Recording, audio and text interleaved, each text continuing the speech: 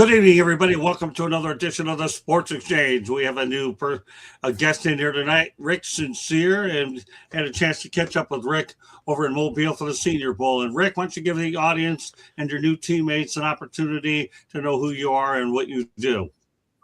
Hey, y'all, how y'all doing? I'm Rick Sincere, MTNV Sportsman. I'm happy to be here. It was awesome meeting Scott and Candy down in Mobile. We were down there to cover the Senior Bowl. The Senior Bowl was awesome and amazing. Got a whole bunch of great interviews and stuff like that from that exchange. So I'm very, very happy to be here. I'm excited about the Sports Exchange, and let's get rolling. All right, there you go. And your teammates tonight, we got Candy Ebling back. Great to be here. Thanks, Scott. And Tony is always here 2-3 times a week. Don't worry, going to keep you busy on Saturday too, Tony, so don't go too far and move past your diet. You'll be talking some baseball. Lots of news coming up over the weekend. And of course, we have Marvin, who doesn't do baseball, but everything else. That's okay. So we have Marvin here. Yeah, but he's going to the country club tomorrow night. Not the worst thing in the world. So let's go ahead and start off with the Patriots, okay? Spygate 2007. Was this the reason Bill Belichick was snubbed from the Pro Football Hall of Fame, Rick? Yeah, and it sucks. It doesn't make any sense at all. If you look at what he brings to the table, if you look at basically all his accomplishments, it's a no-brainer that he should be in the Hall of Fame. The fact that he's not in the Hall of Fame is a conspiracy. It's ridiculous. And everybody who was involved in that process needs to be brought up on charges. Katie? He's going to get in. He's going to get in next year with Tom Brady, and all three of them will get in at the same time because all three of them went hand in hand. They all three helped each other, or all three going to go in hand. Tony? It's terrible. It's unfortunate, but I don't think it was intentional. I read the Kansas City Reporter. He said he thought that everybody else was going to vote for him, and I think since it's like a silent vote, everybody was like, "I know he's going to do it. I know he's going to do it," and it was a few people that actually did. So I think the numbers piled up a little bit more. He was one vote off, and that Kansas City Reporter was pretty much the guy. He was like, "Hey, I'm sorry. I thought he would have got in with the other votes." I don't think it was really like intentional issue. Scott, remember we had Barry Bloom on, and he explained how sometimes you want to get somebody in who might not get in, right? So I'll give that vote because I feel like Bill Belichick is a lock. And I think so many people had that thought process that one too many had that thought process with Bill Belichick. Still a travesty. He should have been the first ballot Hall of Famer. But I don't think it was so cynical as we think it is. I'm glad you remember that Barry Bloom conversation. I'm impressed, Tony. Good stuff, man. Yeah. All right, Marvin. Yeah, listen, I think there are a lot of things at play here. First off, I think you have a lot of people who are just jealous of the Patriots. And whether it's fans, players, coaches, owners, you got people who hate their dominance over a 20-year period. And then from there, I think you got guys like Bill Polian, who it's back and forth on whether he voted for Belichick or not. But you got to remember, they were both in the AFC. Polian had Peyton Manning. Belichick had Tom Brady. And no doubt about it, their paths crossed. And if you're Bill Polian, you're wondering, did they spy on me? Did they spy on our team pregame? Did they spy on us before the game? Did they get our first 15 plays of the game? Because if they did, that makes a difference. Makes a huge difference, and it does. If you told me at any time that I was playing football that we would know the other team's first 15 plays because you film it in practice, that is huge in a game where you have limited reps. So I think a lot of things are at play here. Ultimately, I think that Bill is a great coach. I think he's been a great coach from his assistant days to his defensive coordinator days. I understand his record without Tom Brady isn't great, but so what? I mean, what is Bill Walsh's record without Joe Montana, or Steve Young? I mean, he had a great quarterback. He drafted the guy. He coached the guy up. He got him ready to go. So, that is what it is. That was the secret sauce, him with a championship quarterback. But, yeah, I think there are people out there who absolutely feel some kind of way about Deflategate and Spygate. And in a game of inches, any type of cheating could be huge. So, yeah, I think this is the voters saying something. I think Tony is on point in regards to there are people who they were trying to get in there as well. And that's another problem it shouldn't come down to that. If you belong in the Hall of Fame, you belong in the Hall of Fame, period. So they need to figure out, how they go about that. Especially as my dad's coming up again next year. Nevertheless, yes, Scotty. Bill Belichick, he's definitely wasn't voted into the spotlight. That will change. If he's not a first ballot Hall of Famer, if he's not a Hall of Fame coach, who is? Right. So, well, get this. Rodney Harrison called out Tony Dungy and a bunch of other people, and they have a good working relationship with NBC. You got it all wrong. First of all, I didn't even think Belichick was on the bubble to begin with to not even get in. That's for sure. And a lot of people might question how he did without Brady by all means. So there's a lot of different moving parts of the whole thing. But Rodney Harrison said to Dungy, no, you guys got it all wrong. He should have been in. Well, we'll see if now again, they have a good working relationship for sure. All right. Scott, well, you know what? We broke in Marvin. He went to 10 Super Bowls in his life as a coach. Right. 10. What are we talking about? 10 Super Bowls? Yeah. I mean, Sal Palantonio tried to make the argument of they haven't let a contributor in or a coach in however many years. And that one, I think in like 5 or 6 years, and it was posthumous. So he was trying to make that excuse. But for extraordinary people or exceptional people, you make exceptions, right? Like people like Bill Belichick, he should be the exception to the rule for sure. You can't talk about the history of the NFL without talking about Bill Belichick and the Patriots and the run that they had. You just can't. Right. And then you look at what he did as a defensive coordinator in New York. Listen, Lawrence Taylor is Lawrence Taylor, no matter who's going to coach him. But with that said, it was Belichick. Belichick, even before he was the DC, was drawing up their defenses. He was the one getting the LT out there in that quarterback one-on-one. So it's I understand the cheating thing, but this is arguably the greatest coach in the Super Bowl era. So it's listen, you want to make him feel bad, you want to humiliate him. They did it to a degree. He's getting in. So all right, I'm done, Scott. Oh, that's okay. Now, Rick, you're gonna get hit with 3 of these tonight, but we had to break in Marvin Powell III with Charlie Kirk. Your introduction to the club won't be as tough as it was with Marvin Powell III. So we have 3 non-sports topics to get to. Okay. Now you'll find a new place to travel with 2 of the 3 of them. How do you like that? Okay. Because I told you when we were over in Mobile, I was going to do some different things, and I'm coming as advertised. So you want to come on this show because it'll be like no other one you'll ever be invited on. I can tell you that for sure. So, and like I said, we're glad to have you tonight. So I don't want to press the buttons too, but you got to make sure you get your first shot, a good one. So, all right. Yeah. So our first non-sports topic of the night is Iceland has no military and is officially the safest place on the planet. Do you believe it, Rick? That's a great topic for me to know nothing about. You said Iceland. That's okay. No problem. No, that's right. You said Iceland has no military, right? Right. None. Yep. And it's officially the safest place on Earth. Do I believe it? No, I don't. Planet? Mm-hmm. Lowest crime. Yep. Okay. I don't believe that. I don't believe. I don't know anything about Iceland. I've never been. But I don't believe it's the safest place on Earth. I just don't.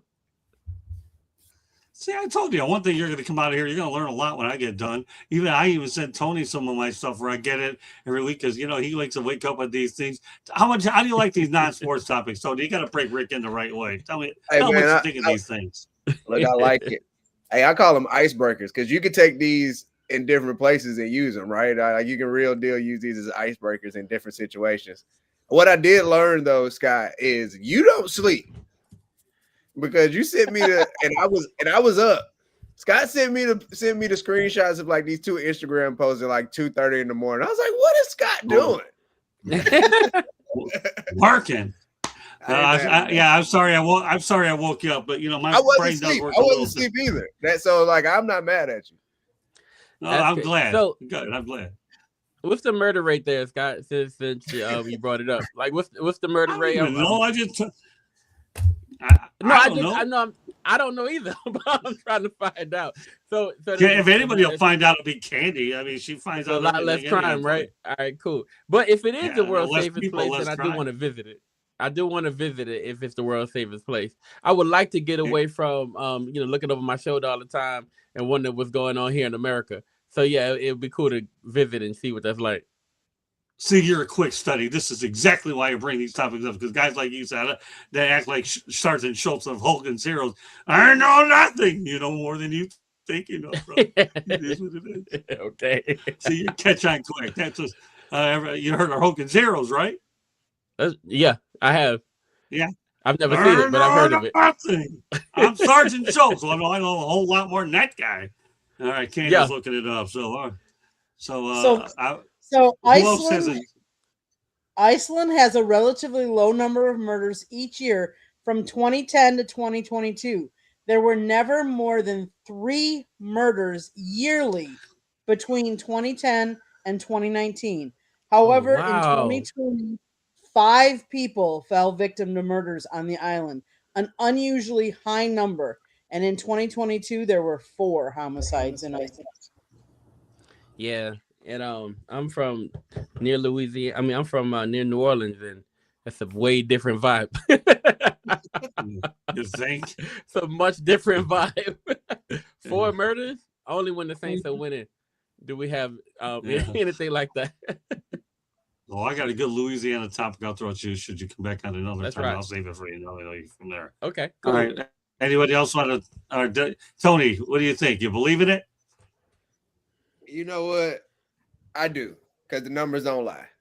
You know that Candy Crunch the numbers numbers don't lie, right? I mean, I guess if you don't look for the drama don't find you. And that's the approach Iceland is taking right now.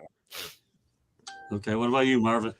Yeah, again, just growing up in the USA where we pride ourselves on our military personnel, and I kind of grew up thinking that we got the most guns and the most soldiers, and that matters, especially in a world where you got this dude in North Korea. You don't know what's happening with Russia. You don't know what's happening, in Latin America, some of these places, man. I wouldn't feel safe somewhere that didn't have a military, to be honest with you. Now, again, I think like an American, though. I'm programmed that way. They're programmed differently over there, and I think that's amazing. I think it's beautiful to live in a country where you got 2 to 4 murders a year. Just think about the stress that you don't have, the mental health that isn't an issue. It's just we're dealing with gun violence and they shooting kids, and so I think that's amazing. I believe it's safe because, like Tony said, the numbers don't lie, and it's so much different. It must be such a different way of thinking in life compared to us being Americans in America, and what we see every day. It's not even a big deal anymore, so.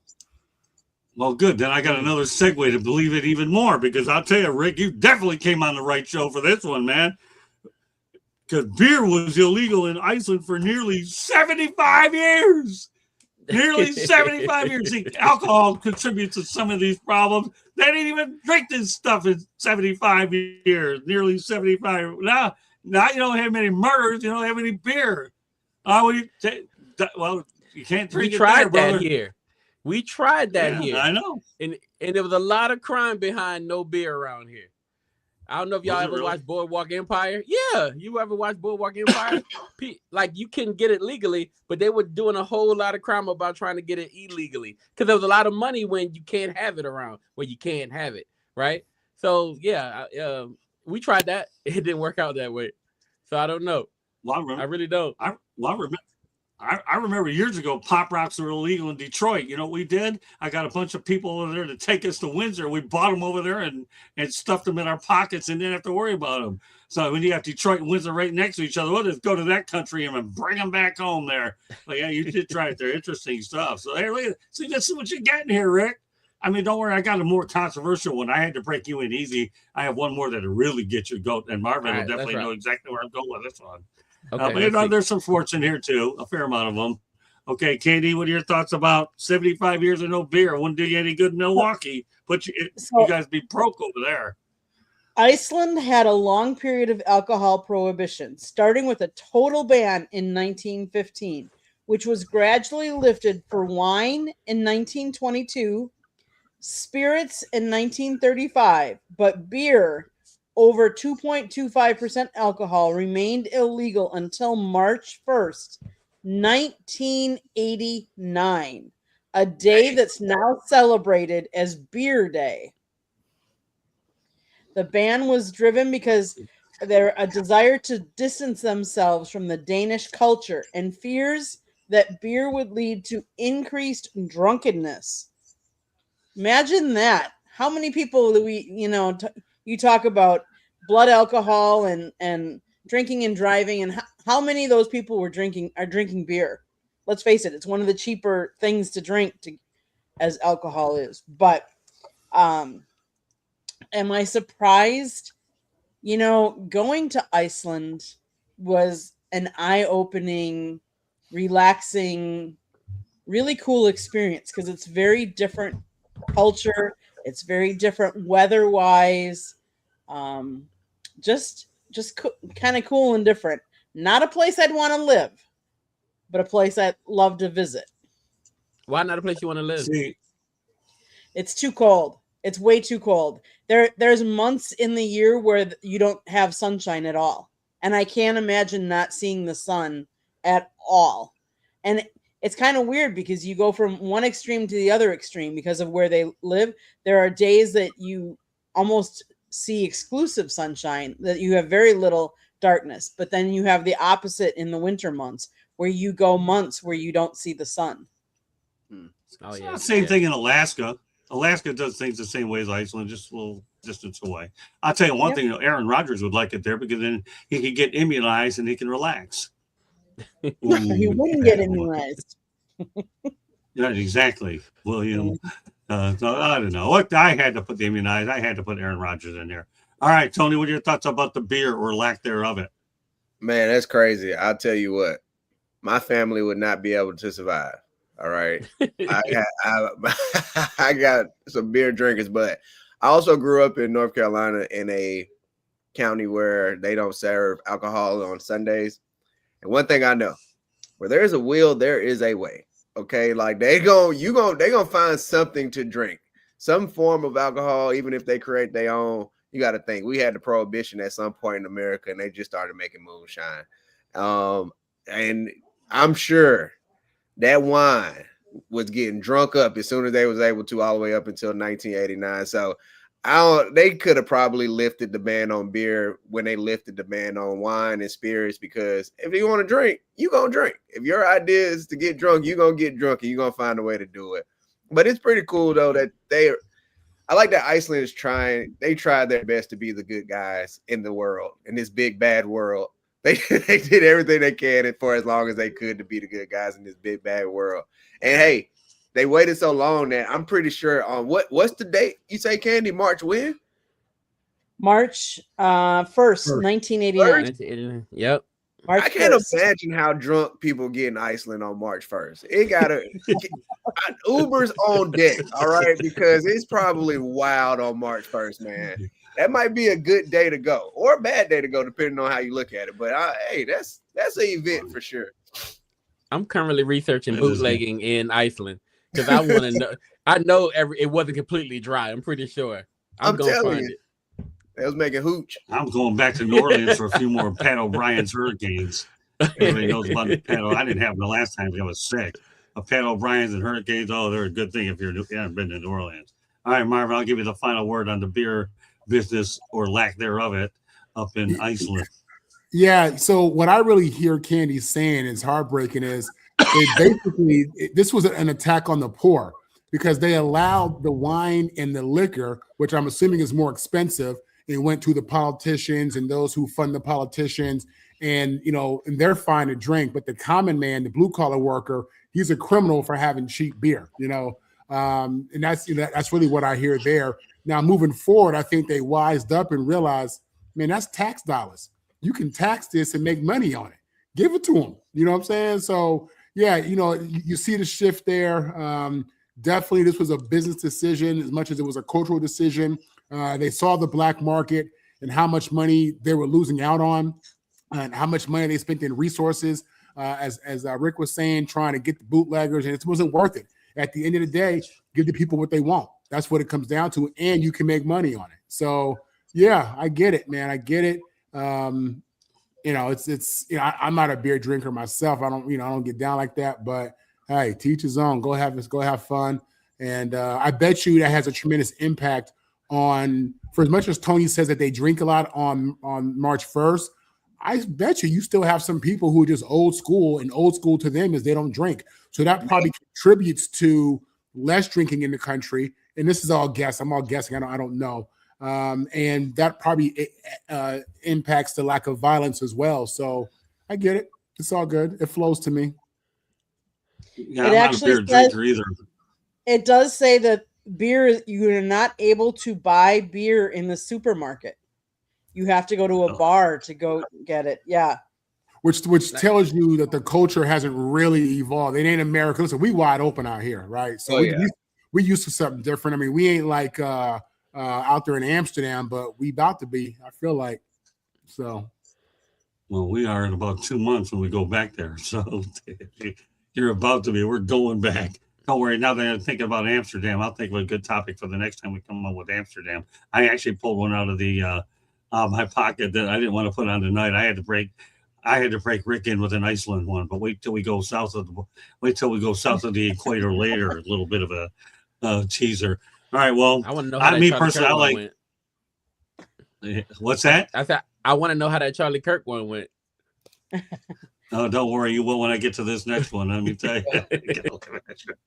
Gotta leave it interesting out there. I personally like strawberry margaritas when you have a blender, and Candy knows, and they're good when they're like that. Or give me those wine coolers. I know Bartles and James made them. And who was the one that started with a C? I'm trying to remember. Was it Seagram's? Huh? That's it. Well, that started with an S. It's close enough. Yeah, those are both good wine coolers. Give me those cherry berry wine coolers, and I was on a different planet. All right, so we'll leave the alcohol out of it. But we're gonna go back to sports. I'm sure Rick was wondering, when are you going back to sports? Now. Okay, because Chandler Parsons thinks the Detroit Pistons bringing back the bad boys mentality is good for the NBA. More of these, less threes. Well, guess what? The Pistons looked like it the other night when they had a little bit of an altercation with the Charlotte Hornets because Mr. Isaiah Stewart was suspended for 7 games and Jalen Duren for 2. But the problem with Isaiah Stewart's recent suspension will cost him $724,138. And he has now been suspended 15 games since 2021 for flagrant fouls and various altercations. So, he's going to cost him about $1.17 million when this is all said and done. But heck, you know what? Let's bring back the old bad boys mentality and don't tell Isaiah Stewart what their reputation is, because I'm sure he's read all about them. Well, what are your thoughts about the Pistons and the bad boys? And they're looking awfully good right now. They really are, Rick. Yeah, if you're gonna bring back the bad boy mentality, I think now is probably the best time to do it. You just don't have that in the NBA right now, right? You just don't have that rough, that tough thing. That's not a thing right now. Normally, when something is just not a thing around the whole league, the perfect time to bring it in would be during that time, because you're bringing in something new. You're bringing in something that people are not used to, and maybe it gives you an advantage.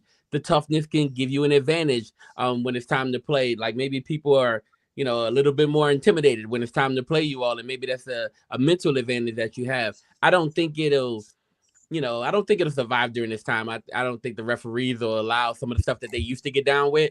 I don't think it'll be anywhere close to what it used to be. But just the mentality alone, coming in with this hard, gritty, that type of mentality may have a place and may find you some success nowadays.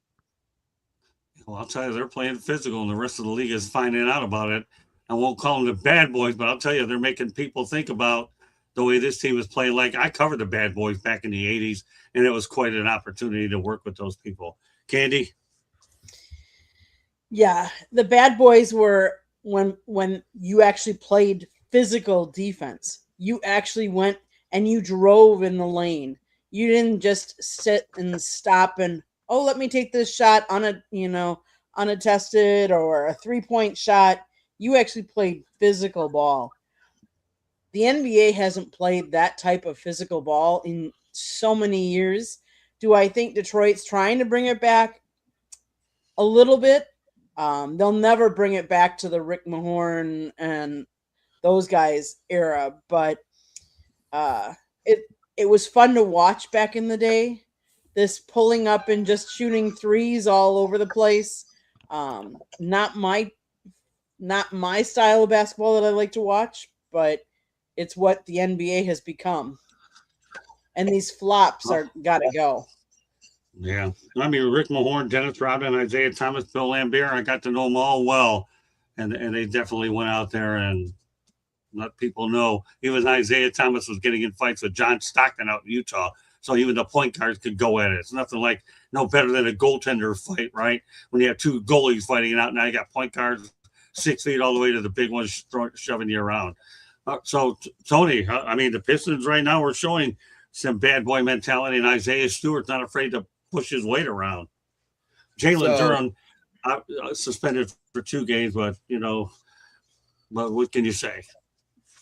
Okay, so first of all, the quote when he's walking to the tunnel, y'all drafted me to come to Detroit for what? He clearly felt like this is the only reason why y'all brought me here.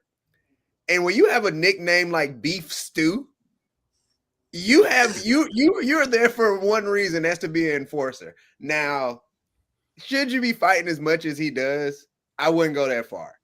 I can't even find all of his incidents, but I went through and seen 5 that he's been suspended for already, and that's not counting what's happened already this year. I like what's happening with Detroit. I feel like when you're a scrappy underdog team, you have to punch first. But it is a new day in the NBA. So now it looks crazy when you're out there playing so hard and you're playing this physical and you're starting fights and you're doing stuff like that. Back when the bad boy Pistons, and it's funny to hear, like, thinking about it, Candy and Scott, when the bad boy Pistons were bad, they had to be some real bad mofos because the whole league was bad. So imagine you being considered the bad boy Pistons and everybody's playing hard. You're like a whole nother level right now. And so it's going to be hard for them to replicate that. I think Isaiah Stewart, look, man, I know he signed a $60 million deal. I know he got a lot of money, but you don't want to be losing $700,000 a pop and even more going forward because they're just going to keep escalating the suspensions for him. Somebody really needs to get in his ear and be like, hey, man, I get that you're the enforcer, but kind of be Draymond Green, talk more, maybe push a little bit, but you don't really want to fight. All right, let's keep the money in your pocket. I think that should be the thing for them. But I like this for Detroit. No one saw them being the number 1 team in the East and them being scrappy and fighters, literally, I guess, is what's really their superpower as a team. Well, I'll take your point a step further. The reason why he got the additional games because of his reputation. That's why he got a few extra games because of his reputation. So your point was on target. All I did was just give you a little bit more to go with it. But you're 100% right. Not that you needed my help because you already had it all figured out. Marvin? Listen, in the bad boy era, these dudes used to throw punches and not get kicked out of games. They would throw punches and still be in the game, and it's not a problem. That was the norm. So you look at today's NBA, as Kenny had said, they don't want to go in the paint anymore. Everybody want to be Steph Curry and shoot threes. The culture of the game has changed so much. I respect the fact that, we're talking about bringing in a bad boy mentality. I think, preaching physicality is always going to be a good thing in sports, especially in a contact sport like basketball is. But yeah, it'll never go back to what it was, the bad boys. Them dudes, the level of physicality that they were allowed to play with, that's gone. We don't do that no more. You know what I'm saying? That's just what it is. And it's unfortunate because I think, I think it's a beautiful part of the game. When you think about basketball is a serious contact sport. You get physical, you're in there throwing elbows. That's just what it is. I mean, if you look at the championship teams, the teams who are really good, man, they strong and they tough in the paint. But that's not everybody. Most teams want to shoot threes, So yeah, I'm all for bringing back the bad boy mentality for Detroit or for the league, period, for the sport, because I think the culture of basketball is getting soft, and that's not a good thing. Yeah, it's the difference between Adam Silver and David Stern. One would get rid of you big time, give you larger suspensions. The other one just plays patty cake baker's man, and that's called Adam Load Management Silver. And we'll leave it at that because we have more basketball to talk about. So, all right, well, this is one that a lot of people get interested. Let's talk about some celebrities that went broke. Dan Marino, $51.5 million, went broke. MC Hammer, $70 million, went broke. Warren Sapp, $82 million, went broke. Evander Holyfield, of course, I only knows how many kids he has. I couldn't count them anyway. He's probably can field a baseball team or two. $300 million went broke. The lesson, you can't out-earn your spending habits. Rick?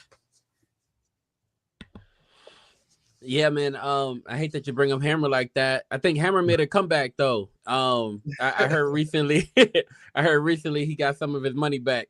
So I'm excited about that for him. I mean, you're absolutely right, and I think some of the leagues are doing their best now to teach, more and more players financial responsibility. Right. I didn't understand at the time how much Hammer was doing. Right, bringing around his posse and like making sure everybody was taken care of. It's really hard, but if anything, y'all should learn from what's going on with Glorilla right now, because her sister is basically showing the world how obligated people are to fend for the whole family when you get some money, and so friends feel like that, family feel like that. It's probably hard to stay rich once you got it when so many people are trying to eat off of what you got. So, I mean, hey, I don't know how I would be in that situation because I'm a giver.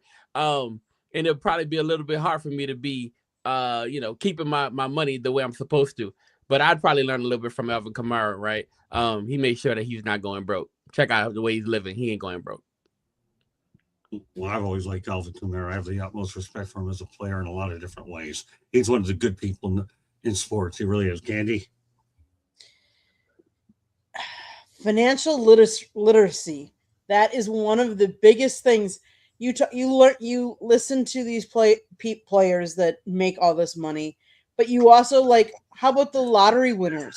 There's so many lottery winners that win the big lottery, and then all their friends come out. Hey, you now got paid. Hey, you know, how about floating me this or floating me that? And back in school, I remember in history class. We actually, and I loved this, our teacher gave us a job and said, this is your salary. Okay, now, and granted, I'm going to age myself now because you would go into the newspaper and you'd get a classified ad for rent and find rent that you were going to rent where you were going to live. Now, okay, we're going to do that. Now you're going to have a car payment. Let's figure out how much your car payment is going to be. Now go to the store and figure out your groceries for the week and the month, and actually teaching you how to make a budget, because unfortunately a lot of kids these days don't know how to do that. And the same with these players.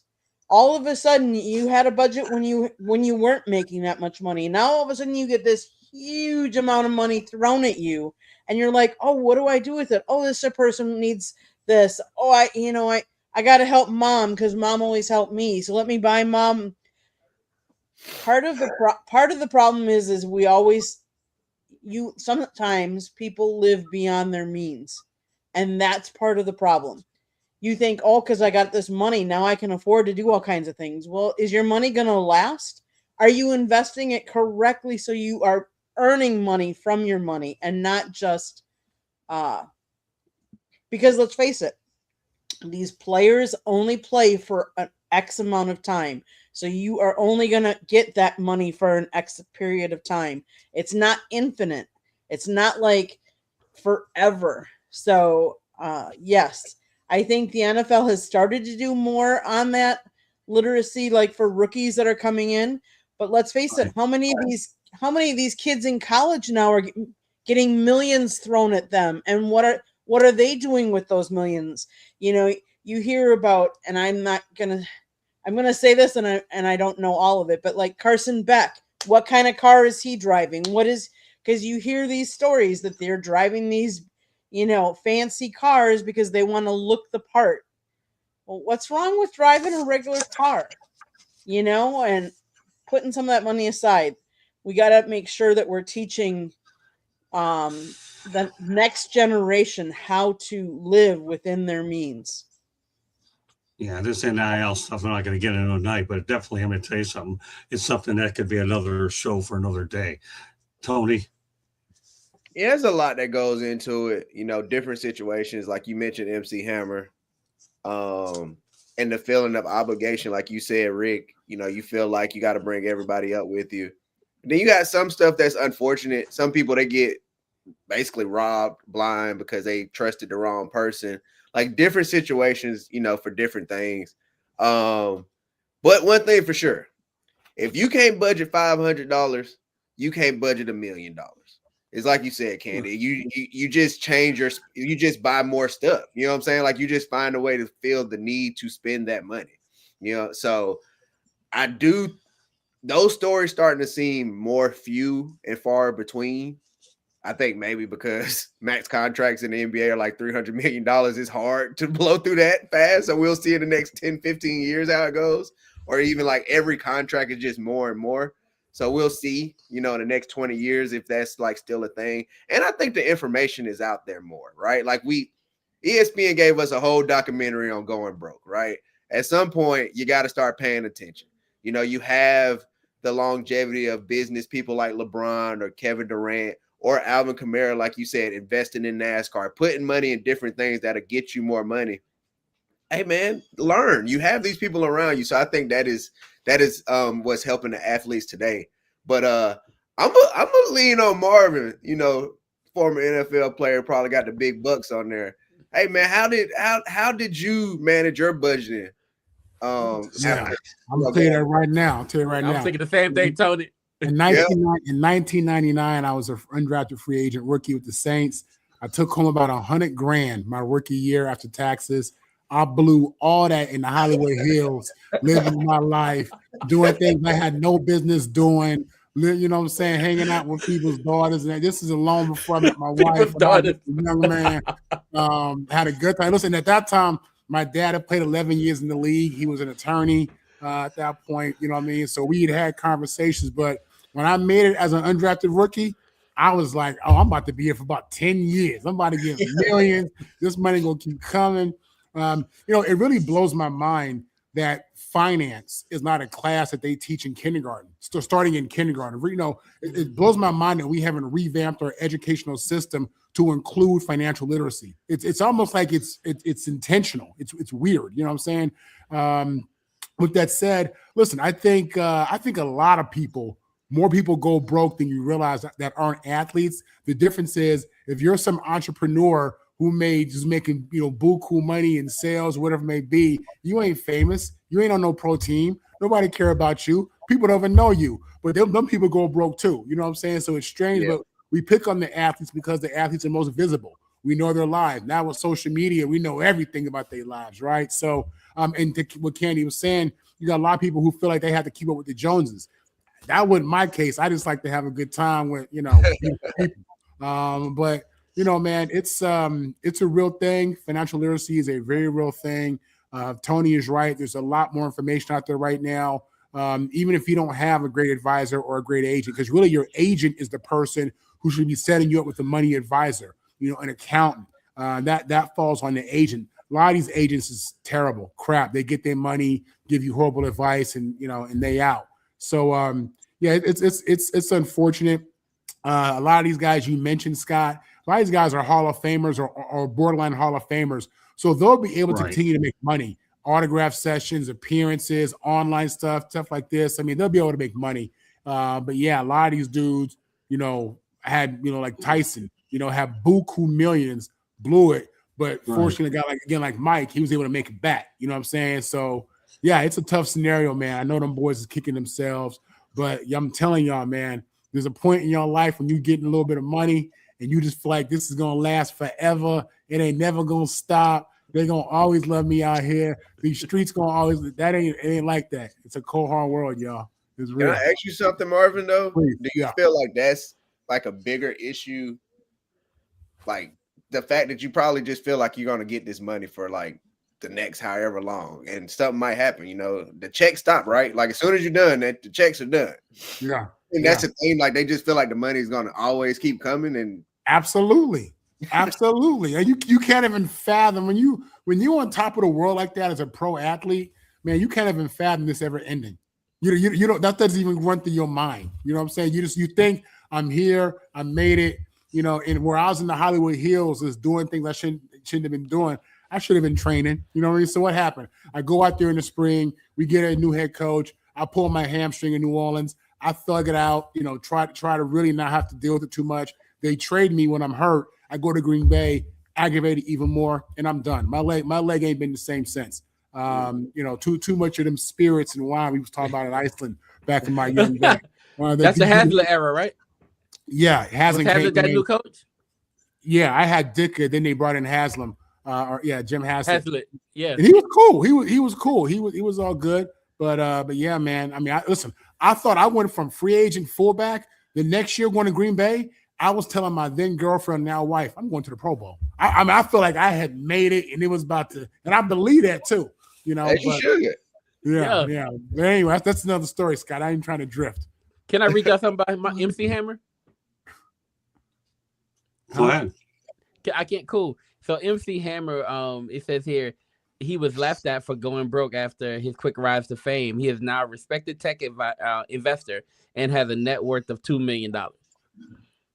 Well, That's the so he comeback for MC rebounded Hammer. Doesn't always work out that way. The reason why I bring these topics is we could talk about all the sports subjects you want, but every now and then you got to throw a topic like this in there to let everybody know the money doesn't last forever. And that's why I chose to put this topic in tonight. You know, we talk about lots of stories. What we try to do, Rick, and I know just first time with us, is a lot of our shows are like magazine formatted is what they are. And when you talk about a hardcore journalist like I am, having written a book on this stuff, you know, I like to really, really look at magazine like the 60 Minutes and the 2020s and come up with the human interest stories that are within there. And that's probably just about time so that Candy has a station break to let everybody know about it. Oh, yes. Listen, to the last point here. So I'm telling you, it blows my mind. They don't teach finance to kids. What I do with my kids, I got financial flashcards. You know what I mean? And we go through these almost daily. Just because I need them to know right now what I didn't know, what I should have known, even though me and my dad was talking finance on the macro level. So it's real, man. Financial education is everything. Tony's right. If you can't manage $500, then you ain't gonna be able to handle $1 million. Unfortunately, you know, I've been in business and, you know, I've had companies and things, and, you know, I've been up and down, but it's been good as a whole. So I've been able to make better decisions. But yeah, man, you got to train them young. Yeah, I highly encourage. Get your kids financial flashcards. All right, Scott, I'm done. One last thing that I wanted to add to the whole topic is remember some of these like could be artists or anything like that. They might not also have health insurance. If you all had heard recently, I mean, rest in peace, Jason Van Beek of Dawson's Creek. They're talking about he's really, his family is looking for help because he had cancer and he passed away today. He's got 6 kids, and think about how much medical bills they had and stuff like that. And if you think about it, in this country, we pay a lot for health insurance, a lot for if you have a hospital stay. I was recently talking to somebody that's living in Italy, and they live in Italy right now. They have dual residency. He had a heart attack, had a pacemaker, was in ICU for 11 days in Italy, and he went home with a bill of $0. Now think about that. If you were here in the US, how much your bill would have been. Makes a difference too. So there's a lot of things that can contribute to going broke and not having the money. And that's why you need to save for those kind of things.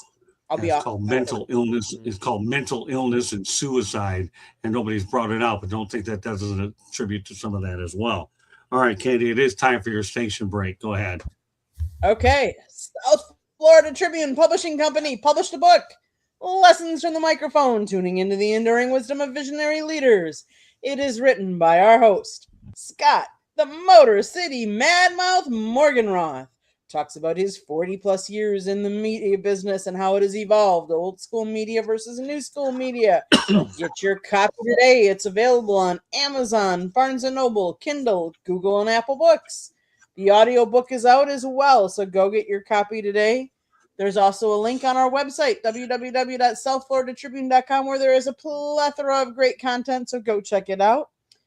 If you like to listen to podcasts, you can find us wherever you get your podcasts.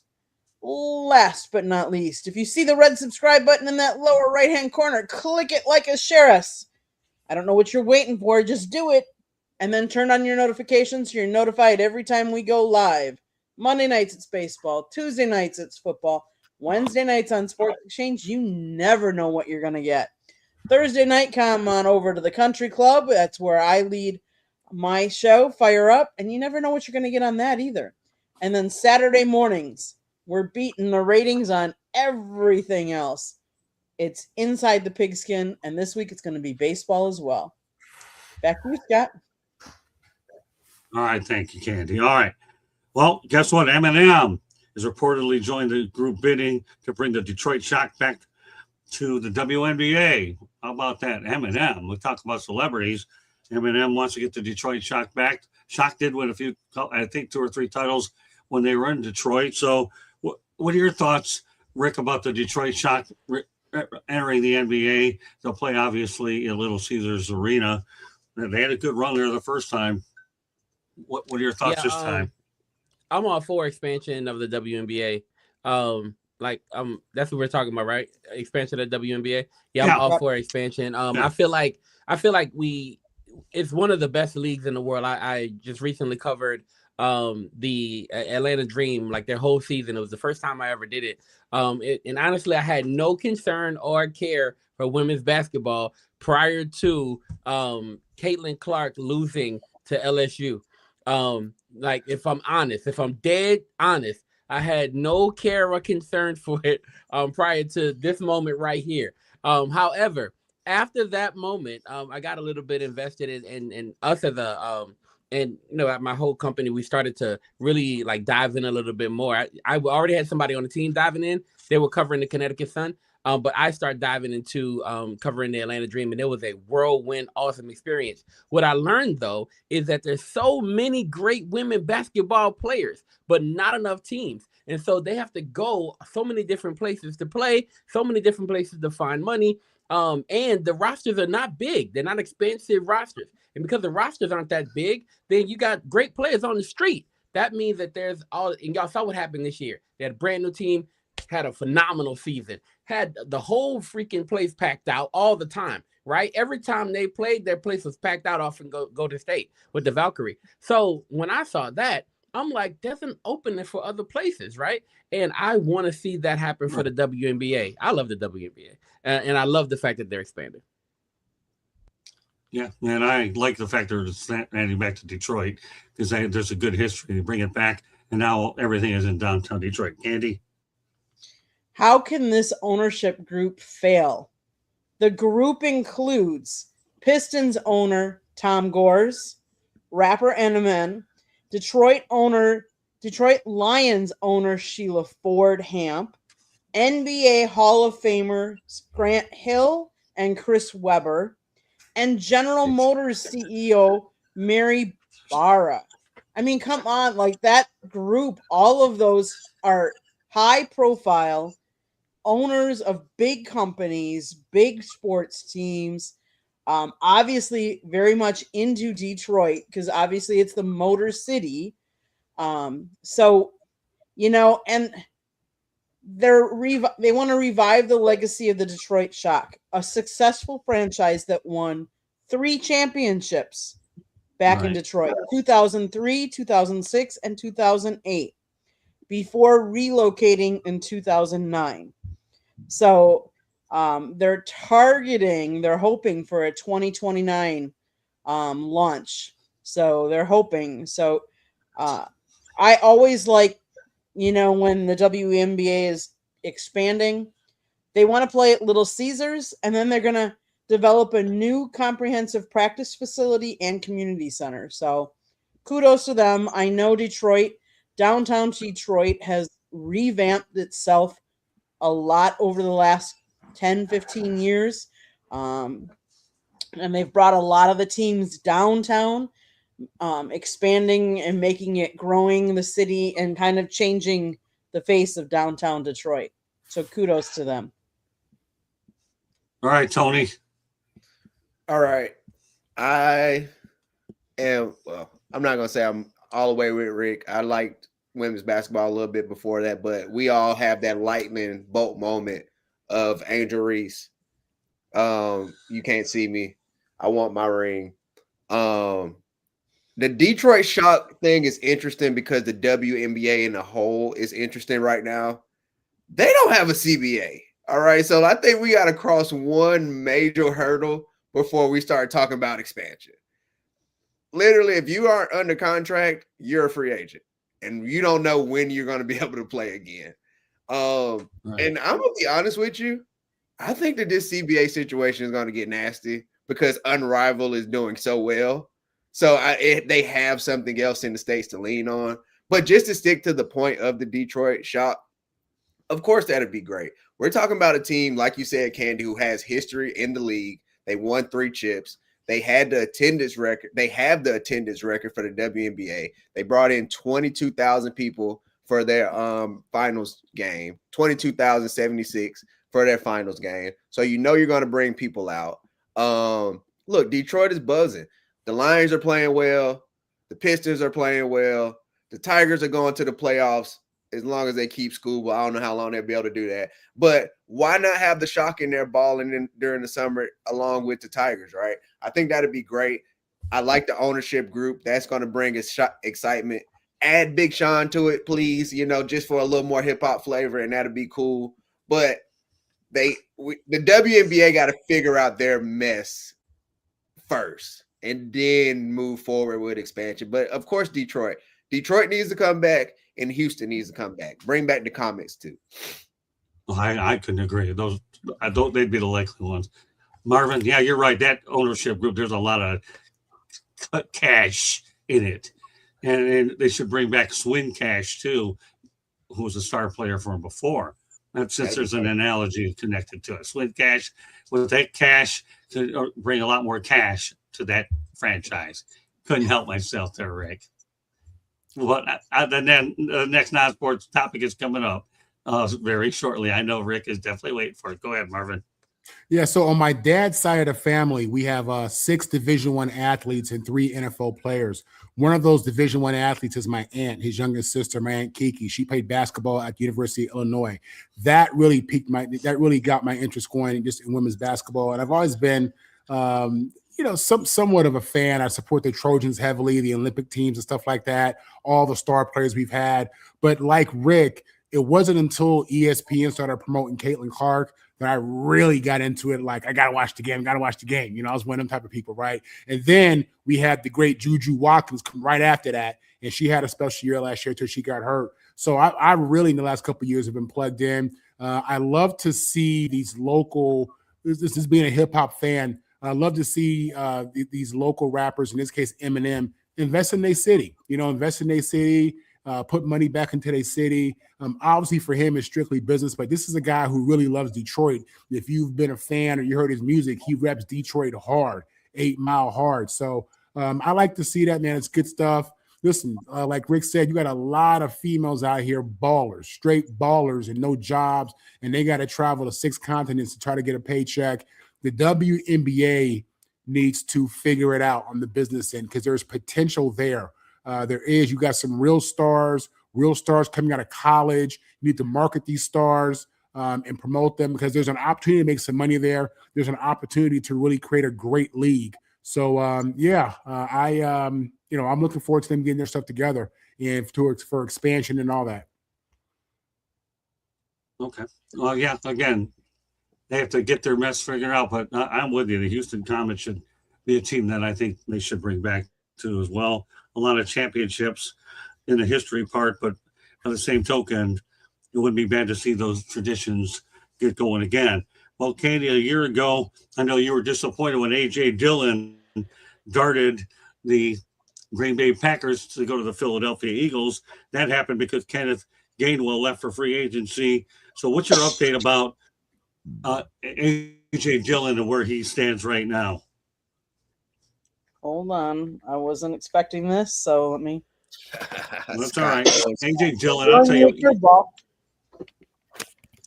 What's that? He is still. Hold on. He is still with the Eagles. Is he? Okay. A.J. Dillon is still playing for the Eagles. In the same backfield, Yep. obviously. With, he was signed. He was signed on March 13th of 2025 to a one-year contract with the Eagles. So technically, he still is. We'll see what happens after in March, whether he signs again or whether he moves on to a different team. He felt so Did he get hurt? not present. I don't remember him doing anything this year. Do y'all? Am I wrong? He looked like he got hurt. He only played 7 games, but in those 7 games, he only had 12 attempts. I know So they had weren't Tank. easy. I know they had Tank Big. I know they had. I forgot the other running back behind Saquon, but AJ felt like, dang, I forgot. That's an update for me. I really, dang, I can't believe I didn't see him at all. Did he get hurt? He only played 7 games. I don't know if it's from injury or he fell out of rotation, but Remember, he missed the entire 2024 season due to a neck injury. While he was cleared over the offseason, he signed a one-year deal with the Philadelphia Eagles. His second act didn't go as well as he managed just 60 yards on 12 carries. After being a regular inactive on the second half of the season, it appears that Dillon's time in Philadelphia is coming to an end. But there may be a chance for a return after the Eagles hired former Packers assistant Ryan Mahaffrey as their new run game coordinator and tight ends coach. So remains to be seen what we'll see. You never know. I gotta see him. I want to see if he still has that burst. I mean, he wasn't one that was known for burst, but all great running backs have at least a little burst left.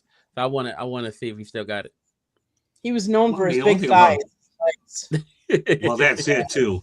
I mean, there's a guy who's big thighs and being a fullback, which you don't see a lot these days. He gets the dirty yards. I was always curious about. I'm glad he's with Philadelphia. If they get that coach, running back coach, there is a chance he could definitely get another year out of him. And having Saquon Barkley in your backfield, you're not going to get a lot of carries anyways. You get the breadcrumbs. Tony? yeah, I hope he can come back, and I don't think he'll finish on top, waving the finger like John Elway. But hey, man, if he can come back, get 600-700 yards for a team, be productive, I think you want to go out on your own way, right? And I hope that happens for him somewhere. It's just running backs, the way that the NFL do running backs nowadays, kind of treat them like disposable. I know it's going to be hard for him, but the familiarity of having that coach in Philly is definitely, I know that's a bright side for him. Okay, Marvin? Yeah, I really can't speak much on the player, but listen, you got a lot of running backs in the NFL, a lot of running backs, coming out of college. Philly is all about Saquon right now. So I hope that this young man does what he can to stay on this team, make this roster moving forward. I got it. I think we should get out of there. I say we go to a non-sport talk because Rick's waiting for it. All right, what's he going to come up with this time? Oh, I'll tell you, you're getting used to the flow of the show. He's a natural in his first act there. Now, you got to understand my theory behind the show. This is not the FCC network, okay? FCC. It's called AG. FCC is Federal Communications Commission, and this is AG. Anything goes. Just remember that. That's something they didn't teach in journalism school. Probably not, because anybody's crazy and off the wall like I am to go out there and advertise it. But Argentina's president. Oh, is that right? Well, then you wouldn't have heard it anyways, because I once upon a time won a trophy for most unusual form in bowling, and that's probably why you get the AG versus the FCC, and that's for real. I won't. My trophy's busted up somewhere. I don't know where it's at. but who cares? But Argentina's president, Javier Milei. Here we go. Everybody heard of Argentina's president praising the United States for capturing Nicolas Maduro. As excellent news. Good old Mr. Venezuela is in New York City, and he ain't getting out of there anytime soon. So, what are your thoughts, Rick, about good old Maduro in Gotham City? And we have an Argentinian president who's Javier Milei, who's really happy with it. Don't worry. Where does that relate to Charlie Kirk? You're still getting a controversial foreign policy topic, but not to the level we had of an assassination. But I had to throw that one in later so you could at least make it through most of the show, and you wouldn't want to get chased out of here. I think hope you're having a good time anyways. Go ahead, Rick. I'm having a great time, and I'm glad we got him. I don't know. I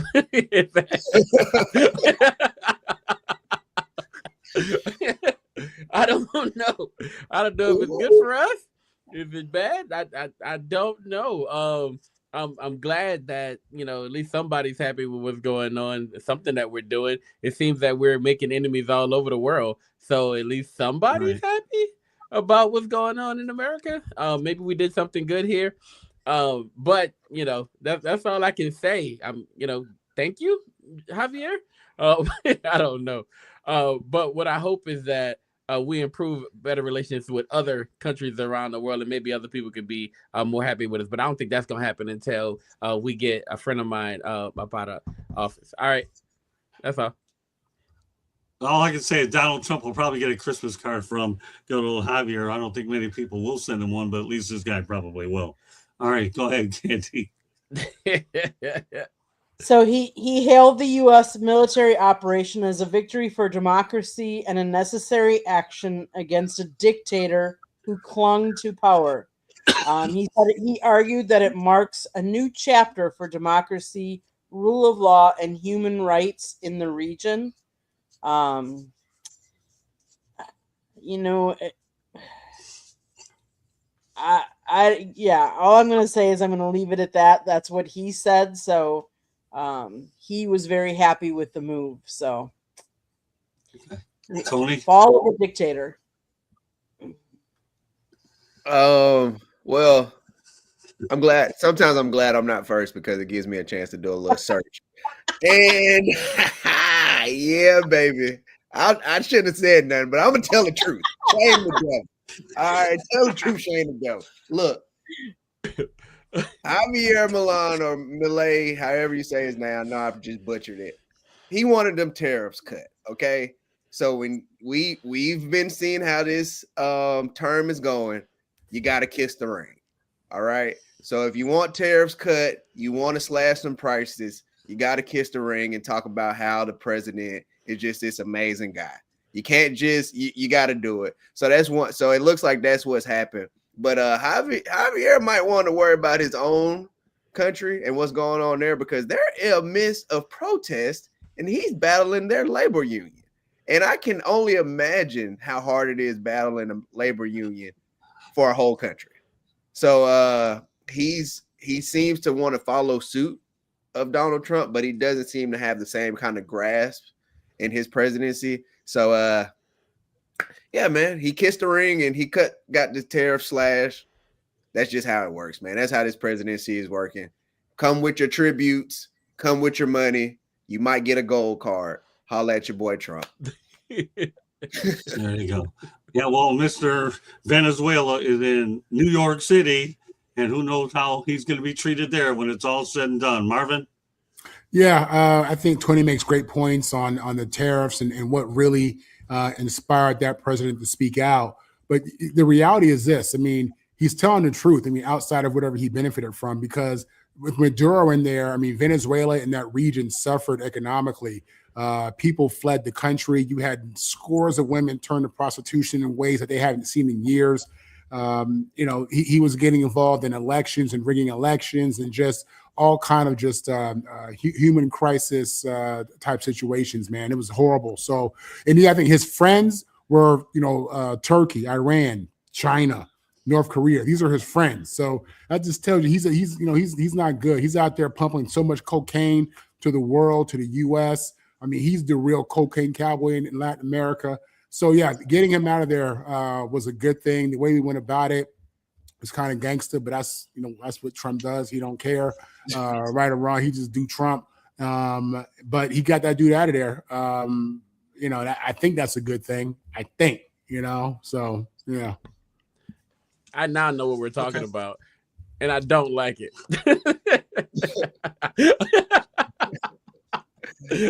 I'll tell you what, though. Javier, I don't know if I can trust anybody with sideburns like that. We're doing my quick Google search. He was an untrustworthy individual. I don't know. No, now that I understand what we're talking about, you said because he went to go get the guy and he got his wife too, right? Like that's the situation we're talking about. And when I read it initially, I was like, yo, this is the most gangster situation that I've seen from a president in a really long time. I didn't understand the weight of it all, but I still didn't like the fact that we just went and got somebody from the country and then locked them up. I saw people going crazy about it. I heard people saying a lot about it. I didn't feel bad, but I definitely didn't feel like, yay, we got him. That's what I said because I didn't know what we was talking about. But now that I know, no, I take back my yay, we got him. Well, hey, you know what, Rick? At least we've enlightened you on this show in more ways than one. You're glad we got him, and we even got you to Iceland. It's not the worst place in the world to get some frequent flyer miles. All right, well, we'll go back to sports. So since you and I like to cover pro prospects, the NCAA reportedly denied Trinidad Chambliss an appeal for his 6th year. So with that said, Rick, are you surprised, or do you think that this was the right call? Yeah, I feel like Trinidad, this is the best time for him to come out. If I'm honest, right? If I'm looking at the situation, they've denied him a few times now, and he's like not giving up on that situation. And I love the fact that he's not giving up. However, I think it's now time for him to throw in the towel a little bit. And here's why I'm saying that. I understand that he doesn't necessarily believe that he'll be, a top pick in the draft, but this is the most quarterback like low draft and we're going to have in a while, right? Like if you're going to come out at any point, now's the time, right? Your draft stock is high. He had a phenomenal run when we were looking at the college football playoffs. I was looking at the guy like, yo, this dude can honestly be a 1st-round draft pick. I know I got to pump the brakes because people don't feel like that, but who else is around?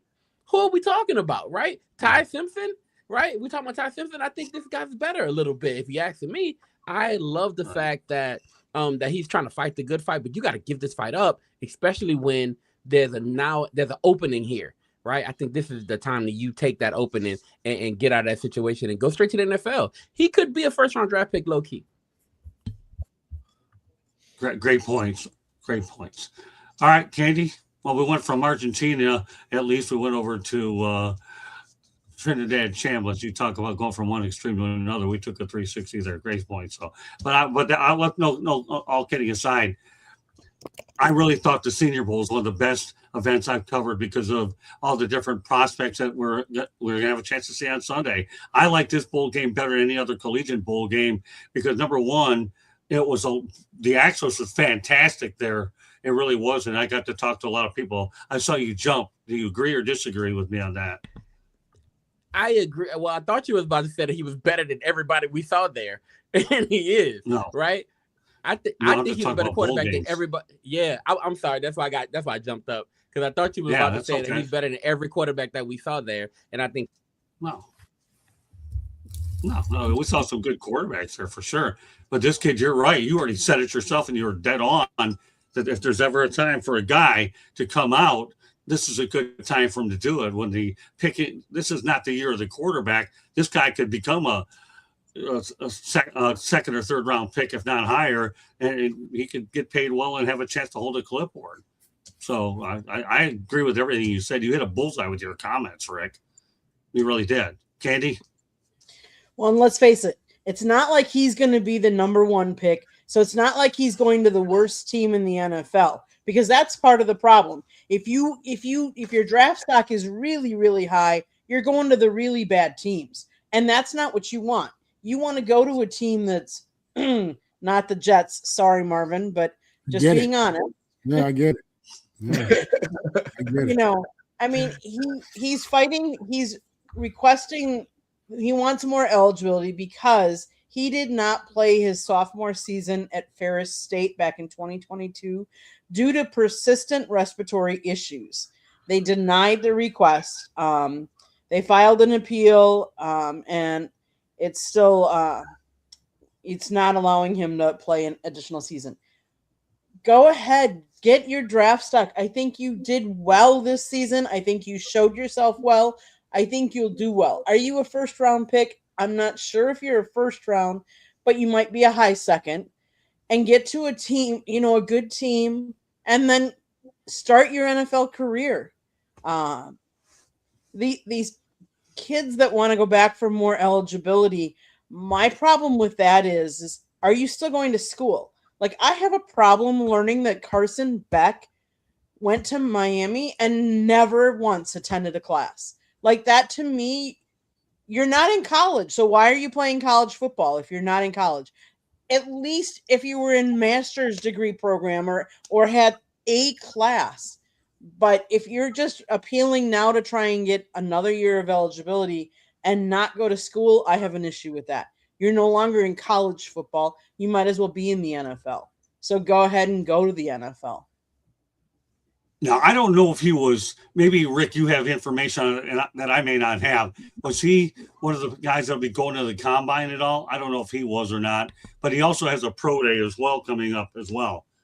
Do you know? Yeah. So Trinidad Champ, I'm pretty sure he was invited to the combine because he was invited to the Senior Bowl, and there were a lot of people who were kind of on edge that he would come. So he decided not to come because it probably would lessen his case a little bit. But he was definitely invited to the Senior Bowl, and if he's invited to the Senior Bowl, most of those guys that we saw at the Senior Bowl, every one of them, to a man that we asked, were invited to the combine as well. And so I'm pretty sure he would have went to the combine too, and he may still go if he's given up.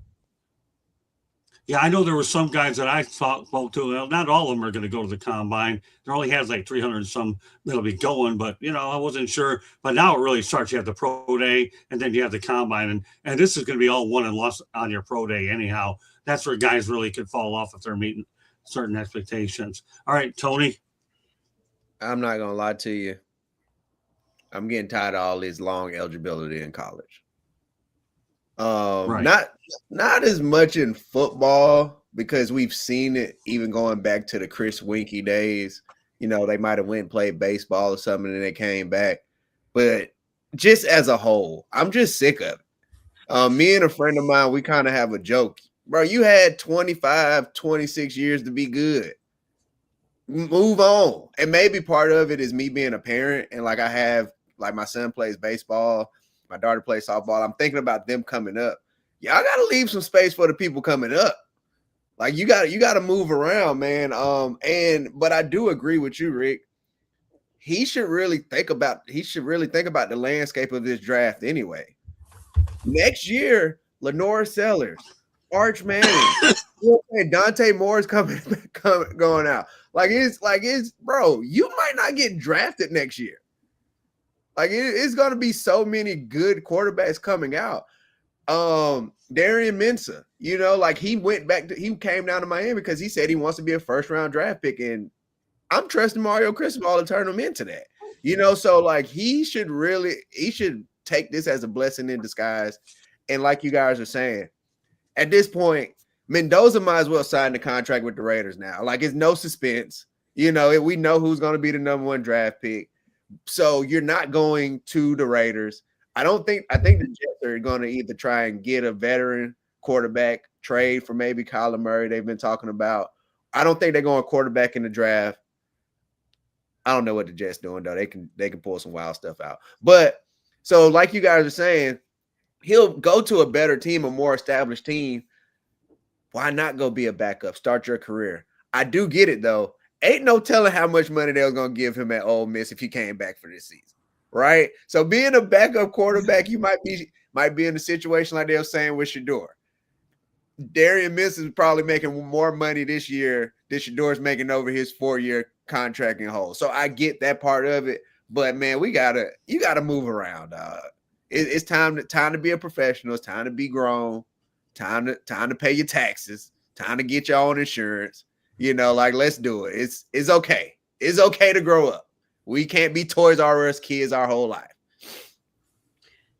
So Marvin. before Marvin goes, I just want to say the list of invites for the NFL Combine is out.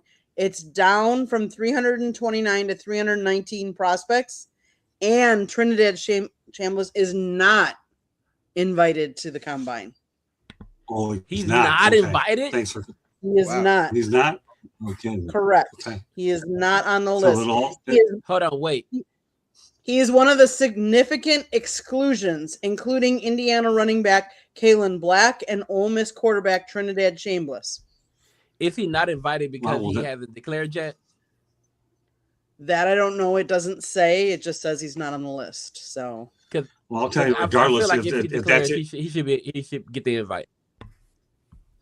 Well, then you know what it really comes down to, Rick? It all comes down to the pro day anyways. Yeah. That's what will end up happening. Oh, good. Thanks for bringing it Sorry, up, Candy. Okay, Marvin. Oh, that's okay. Yeah, I mean, you're right. The pro day is the opportunity for him. I didn't go to the combine. I had a pro day, and then I had 12 teams who wanted to sign me after that. So he has plenty of opportunity to do his thing. I definitely believe in coming out. He'll be one of the top 100 quarterbacks in the world, meaning he'll be on a roster somewhere. Really talented kid. Really came up from, I think, 0 stars to play. You know, I think he got to the Final Four this year with Ole Miss. And coached by Lane Kiffin, that matters. That kind of stuff matters. So I think this kid's future is going to be okay. In regards to, you know, all this eligibility, it is getting kind of out of hand. I'm not mad at guys for seeking it. I'm not mad at guys who had circumstances. But you see dudes, you know, playing 7, 8 years, 9 years. That's crazy. That's just, you know, I think that probably hurts the game more than anything else. But in this new NIL era, these guys want to come back because they can make that money. You know, I mean, NFL, you know, it's a different situation up there, man. College, you know it, you feel comfortable with it, and they're gonna give you 6 figures. I mean, I get that a little bit. I do wish that some of these guys were taking advantage of the extra academic time, like Candy was saying. Dude, get you a master's. It's not that difficult. You know what I mean? Like, take some Spanish classes, dude. Take some business classes. Like, take advantage of that. So I get that. So yeah, man, it's eligibility is a bit too much. NC2A needs to figure out what they're doing. Trinidad's going to be okay though. Either way, I think. All right, our featured topic of the night. Does Giannis really want to play in Milwaukee? I don't know. Says he's married there. His father's buried there. His kid's passports read Milwaukee. 1 minute he wants to be out by the trade deadline. That never happened. Okay, then doesn't want to play here. He doesn't want to play there. Giannis, make up your mind. You know, everybody thought that Brett Favre was a real big waffler out in Wisconsin. But Giannis, at least you have one thing a lot of guys don't have, and that is a championship. I don't know. Do I think he should? It would be great if he stayed in Milwaukee his entire career. Yeah, I mean, my buddy John Hammond drafted you in the first place, and he found you out of nowhere. So what do you think, Rick? Do you think Giannis really wants to play there? How much better can he get anywhere else? This is it's tough because I feel like Giannis has been so faithful, got him a championship. You know what I mean? Like he's really been that guy, but he every now and again hints at wanting to be somewhere else. And I feel like where there's a little bit of smoke, there's fire. And I know that there's other markets, there's other openings, right? I thought I saw something the other day where he said I'm back, right? I thought I saw something like that. And I don't know if that was his brother. I don't know exactly what that is. So I want to take some time to look that up while everybody else talks for a second. But I'll be honest, I don't know if he really truly wants to be there his entire career, right? He's done what he was supposed to do. If we look at it, he was supposed to go there, be faithful to the city, bring them a championship. He did it, right?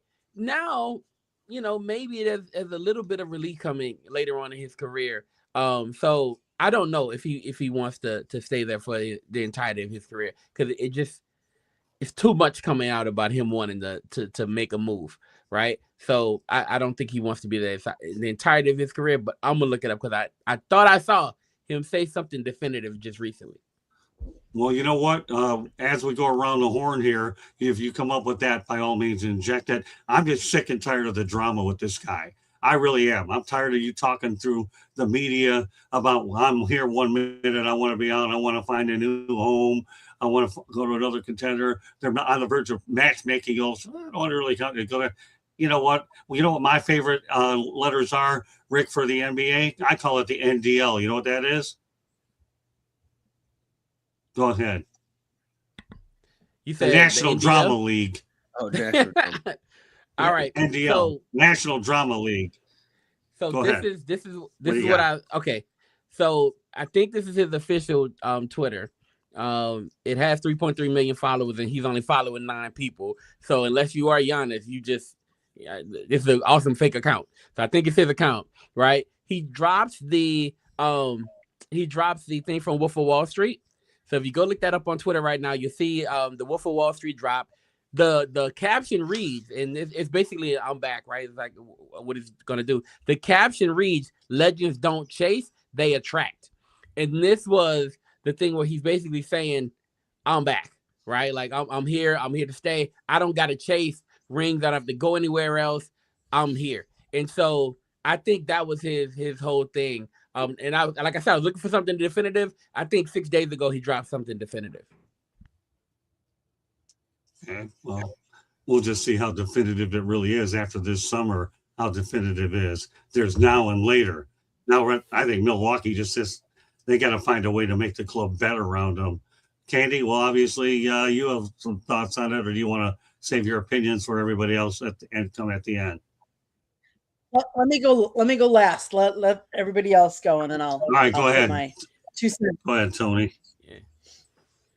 Man, Giannis got to stop being a punk. If you want to go, then go. For real, I don't think he wants to be there, but I also think Giannis has built this character of just being a nice guy and being the friendly guy. He don't. And the crazy thing about it is, like you said, Rick, he don't owe Milwaukee nothing. The Bucks, between the 2021 championship, the one before that was Kareem Abdul-Jabbar. All right. So guess what? You're going to get your statue. You're getting your jersey in the rafters. Milwaukee is a type of franchise. They can go another 30, 40 years without a championship, and they're still going to be praising Giannis for what he brought them. I saw that. Yeah. And I just think he needs to finally come out and say it, right? He told the Bucks, and it leaked out that he told the Bucks in the offseason last summer he wanted to be in New York. Then it came out, oh, no, I'm here. They play the game against the Knicks. He's yelling, this is my city. But then he lets the people know that he's open to a trade at the trade deadline or in the offseason. We're going to find out, you know what? And the thing about Giannis not saying it, we're going to know where Giannis wants one way or another in the offseason.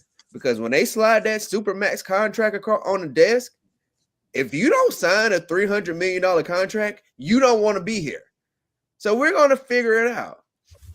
Or he's going to be the super bad guy, and he's going to pull a KD. He's going to sign this deal, and in 2 months before the season even starts, say, I don't want to be here. I just wanted to make sure I got my money.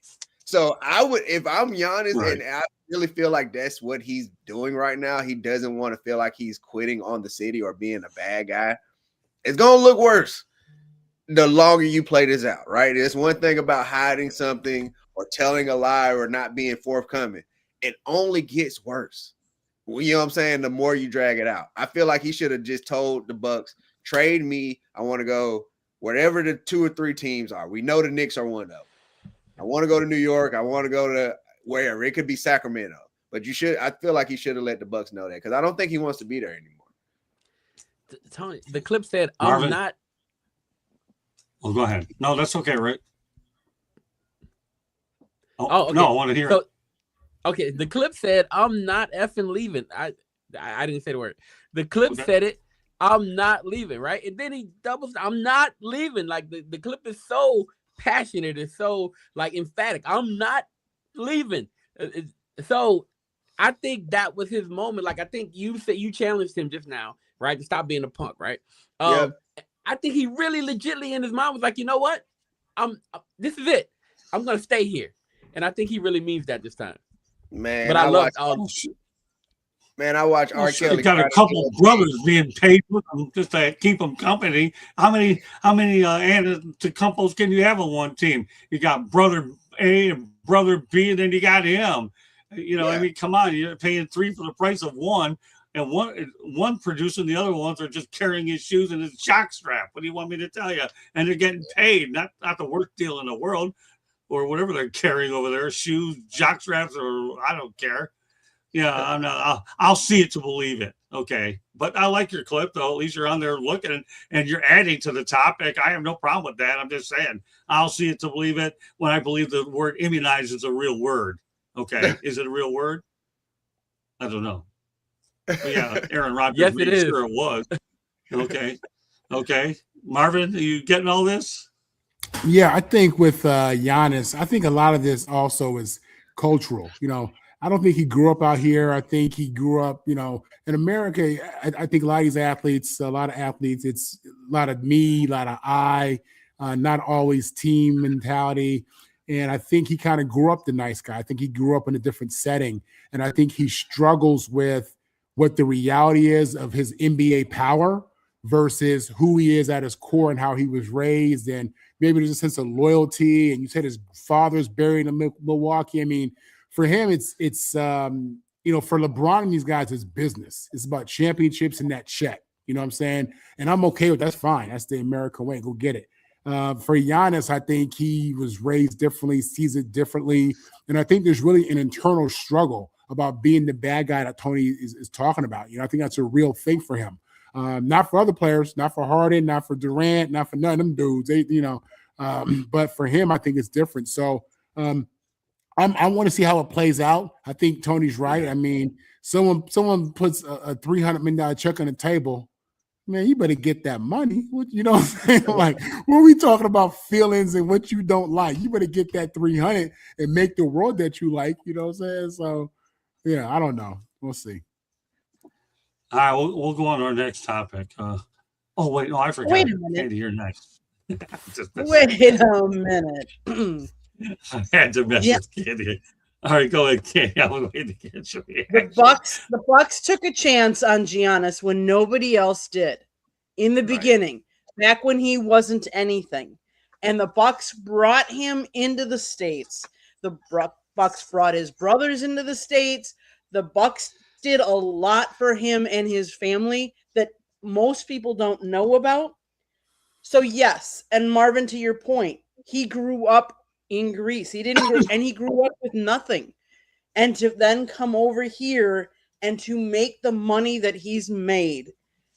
Yes, there is a sense of loyalty I think he has, and I think he maybe struggles.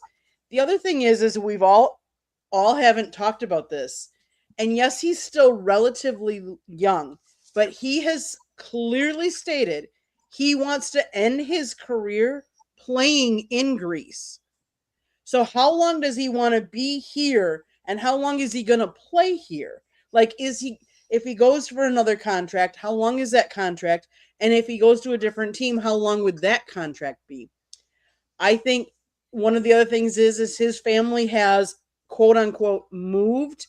His wife and kids have permanently moved to Greece. So they're over in Greece. It's not like they moved to New York or they moved to one of these other towns that he wants to be a part of. He has said that his kids were born in Milwaukee. He got married in Milwaukee. His father is buried in Milwaukee. Those are all real, tangible things for him that matter to him. And I think some of this is noise. We think, we hear these rumors. Giannis isn't happy. He wants to be traded to this. And how much of that has he really come out and himself said, I want to be traded to XYZ? Or is it all of the media speculating and putting words in his mouth? I think he really wants to stay in Milwaukee. Now, Milwaukee does not have the deep pockets that some of those other teams do. Would he be willing to take a little less of a contract to get others to Milwaukee? You know, like, look at like Tom Brady.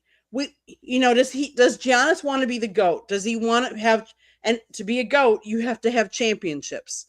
In order to have championships, you have to have other teammates around you. The Bucks do not have the deep pockets of the Knicks or some of these other teams that are spending as much money. So might he take a little less so that he can bring others around with him? I don't know the answer to that question, but I truly believe that he struggles, like Marvin said, and that he does want to stay in Milwaukee, but he wants Milwaukee to win more because I think he wants to be considered the GOAT because he has changed the game so much. And if you think about it, if you think about that championship team, who do you think about? You bring Giannis' name. I mean, it's because he was there in Milwaukee. That's why we have that championship. Had he not come to Milwaukee, we would not have had that championship. But then you're opening up two situations, Candy. Number one, it's one thing to be traded to another NBA club. Now, if you're saying maybe give Milwaukee 1 or 2 years, it's okay, then go to Greece. Then I got no problem with him going to Greece and finishing it off back at home. That's a different setup. Is he willing to take a discount? Again, this is all speculation. I'm like Rick, though. I got sick and tired of hearing about all this business at the trade deadline. He's coming and he's going. That's why that topic even made it here but tonight. Who's bringing Giannis, that make up? Up your mind. Either you want to stay or you want to go. Otherwise, is it Giannis bringing that up, or is it all the media obviously bringing he's been that talking about it. Wait, Candy, hold on. You mentioned something. Where there's smoke, there's fire. It has to be coming from someplace. It's coming from someplace, Candy. So, as they used to say on some of these TV shows, just shut up, Giannis. Let's see how it plays out at the end of the year. Just shut up. I'm sick and tired of hearing about it. You got 3 Antetokounmpos on the payroll for crying out loud.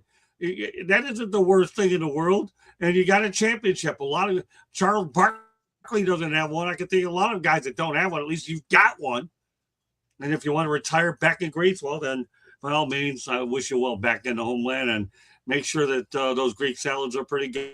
One of these days I'll take up there. I'll compare an American Greek salad versus one in Greece. And I'll hear the beaches are nice out in Greece too. So I don't know. All I can say is just shut up, Giannis. I don't want to hear it. And I'm not talking about it on any more future shows because I don't want to lose my voice over as the Giannis turns soap opera. How do you like that? After all, we only have one life to live, and I end up in general hospital a lot more than I want to advertise. How much caffeine have I had tonight? Not enough. But don't worry, Tony. I won't text you at 2:30 in the morning. It could be 3:30 after I wind down for a little while, depending on where I come up with this other stuff. All right. 2 other topics again. I know Rick is having a good time winning. What did I get involved in tonight? This is nothing like I've ever experienced before. No, you got the Motor City Madmouth. You got Candy. You got Tony, who's unbelievable, this guy. He's come up with more modest one-liners than politicians tell lies, and his are more entertaining than the politicians one. And Marvin, he's getting all the reps, and I don't know if these are good habits or bad habits, but Marvin's getting them anyway. And this guy here's a star on this platform, right, Marvin? Right, Marvin. I'm your promoter. Don't forget that. I'm like Don King. Only in American people. All right, couple more topics to get to.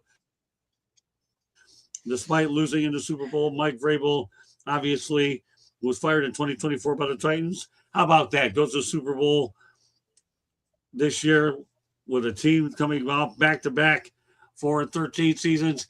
So, Rick, overall, what are your thoughts about the transformation that Mike Vrabel has made from his time in Tennessee all the way to what he's done in New England? Man, just a phenomenal run for Vrabel and that whole entire team. Like what I loved about what I saw from the Patriots is that they got there probably a year too early, right? But they still made a phenomenal transformation. Like nobody expected it to be this fast that they would make that trip in. And I thought the people knew that Vrabel could coach. Like he was still a desired coach. It wasn't that he was no longer a coach that couldn't coach at all, right? He was still somebody who was at the top of people's list when it came to getting good coaches. He just had a place that he kind of really wanted to be, right? And that job came open. I think one of the best moves that he did was go get Josh McDaniels, right? Like go and get Josh, basically bringing him back. That system works. It worked for Tom Brady for a whole lot of time, right? And so now you bring back that system with a very capable quarterback. He didn't show so capable in the playoffs, but that kid is capable, and he showed it over the course of the year. So you go get your Josh, you bring back the mentality, you bring the Patriot way, right? And then you basically just take over the league, at least the AFC, until you get to this final stopping point. Do I feel like Vrabel is somebody who will be, a coach that everybody looks up to for a long time? He was already a guy who had a great reputation. He's only building on that reputation now with the team that he has, and he'll continue to do that for the next few years. I don't think they're going out of the conversation. I think Mahomes will be back in the conversation this year, and I think that'll make it more difficult, right? But I don't think he's going anywhere anytime soon. I like Vrabel. I can't say it right. For some reason, my mouth is not making it all the way. I'm getting the Mad Mouth syndrome right now. But he's getting there. And I feel like it's going to happen where he's a Super Bowl winning coach. I feel like he's going to be a Super Bowl winning coach real soon. Yeah, well, I'll tell you, you did nail it again, though. Josh McDaniels coming back and Drake May. That was a pretty good first act for a team that was struggling the last couple of years. Oh, yeah. Great points there, Rick. Appreciate it. Okay, go ahead, Candy. Thanks. I think the Patriots I'm glad I'm rubbing off on you with the Motor City Mad Mouth already, though, right? I think the Patriots are here to stay. I think Vrabel did, a great job bringing Josh McDaniels back. Yeah, Drake was injured. Let's say, he was getting sacked left and right. I think they need help on the O-line. I think that'll really help bolster that. If you do that, I think they can go deeper. And you never know. I mean, look at Sam Darnold. He went from one team to another team, and then all of a sudden he took the Vikings to 14-3, and then he took Seattle. So Drake May, I think part of what we've talked about on other episodes have been consistency with your coaching staff for young quarterbacks that come into the league. So I think this bringing in Josh McDaniels, who is a real consistent coach. Obviously he wasn't a good head coach, but but OC, yes, does a phenomenal job there. That is his creme de la creme role for him. And I think the Patriots will be back and a force to reckon with for years. But they need to get rid of some of the injuries and get that O-line so they can protect Drake a little bit more, because he was sacked 6 times in the Super Bowl and the most, so yeah. Those are my 2 cents. Tony. I believe in Mike Vrabel. But the thing that's going to be interesting for me is the Patriots 2026 schedule. They had the easiest schedule this year, and they play a first place schedule. So you got to play the Broncos, you got to play the Jaguars, you got to play the Steelers.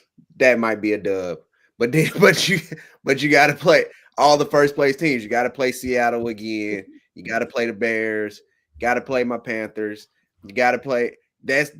Now we got beef, Rick. I already know it's okay. So that is the NFL. That is what makes it great for me, is the parity. And we're going to see if you're a really good team, because you have to continue to win playing a tougher schedule now. I think Drake May is fine. I think the lights were just bright for a second-year player in the Super Bowl. And as bad as Drake May played, the whole offense played bad, honestly. It's just that Drake May is a quarterback, so it falls on them. Will Campbell, I always think about his quote while he was at LSU: if you give up sacks in the NFL, you'll be an Amazon delivery driver. I am waiting on him to deliver my package this summer, okay? Because God almighty. All right. I think they'll be fine. I think they'll probably be a wild card team. They'll definitely compete for the division because it's only them and the Bills, if we're being honest. But I don't see them being this dominant force, being a top 1 or 2 seed in the AFC next year. They'll be in the mix, though, because good coaching goes a long way in the NFL. Okay, Marvin, I see Rick's. That's Yeah, I pretty think- funny. Yeah, We got a comedian here. The only issue that Mike had in Tennessee was he didn't have a quarterback, and they didn't want to give him the number 1 overall draft pick, which they should have. This guy, I think he's a phenomenal football coach. I thought that when he was in Tennessee. I think he's old school. I think he adapts to the new guys as well. I think he walks that fine line. Obviously, he played for a first-class organization in many people's eyes. Where he had a relationship with the owner and the head coach, and I think that he's had just great influences, and that's equated to him being a really good coach. And I think the Patriots. Robert Kraft did it again. This is going to be a up and coming guy in New England. I think that with Drake May, I think Vrabel is going to go on to get to the playoffs quite a bit. And I don't think this was their last Super Bowl run at all. I think he's the real deal. I think their quarterback is the real deal. I think they'll continue to get better as a team. So, yeah, Tennessee messed it up, but that's what you expect from a team like that, right? Just they had something there. They did, and they just let this dude go because in this new NFL, you want to get the new hot young prodigy and all the stuff, and that ain't it. At the end of the day, it comes down to defense and running the ball. And that's it. And Mike Vrabel understands that. I was looking for my Amazon. All right, final sign. topic of the night. One more than ever. What's that? I said, Tony, when Tony the brought that up, Amazon, okay. I had my Amazon sign somewhere nearby, and I really wanted to show it so bad. Oh, that's okay. Final topic of the night. Lions veteran offensive tackle Dan Skipper, retired. By the way, Dan Skipper is no relation to the skipper, by the way, on Gilligan's Island. Gilligan's Island reference here. But anyways, his plan is actually to transition to coaching, and he was actually hired today to join the Lions coaching staff. What are your thoughts about Dan Skipper and the career that he has? Offensive linemen don't get appreciated enough, and Dan Skipper was certainly one that will go down as one of the better ones to ever play the game. We'll start off with you, Rick. Yeah, he's joining the coaching staff, right? I don't know Dan Skipper, and that's so rare for me. I don't know Dan Skipper at all, but I'm happy for Dan Skipper, right? Joining the coaching staff. He's somebody who's returning to coach after playing. I feel like whenever you see, if you just kind of watch around, right? I've seen a couple of offensive linemen basically join back coaching staffs, and they're always a plus. There's always a plus when you bring back somebody who's been a legend for you, who's been a successful player for you, coming back and joining the coaching staff. That's always been a plus. I've seen it multiple times. As a Saints fan, we see it all the time, right? And I love it. I think it's always something that'll be helpful. Detroit is in this place right now where they started off really hot, right? They're doing really well. Last year wasn't quite the season that they thought they would have. There was something missing. And I know they lost Ben Johnson. And because they lost Ben Johnson, I know that kind of creativity kind of went out the window a little bit. But I feel like a little bit of that toughness was missing too. And I feel like he can bring that back.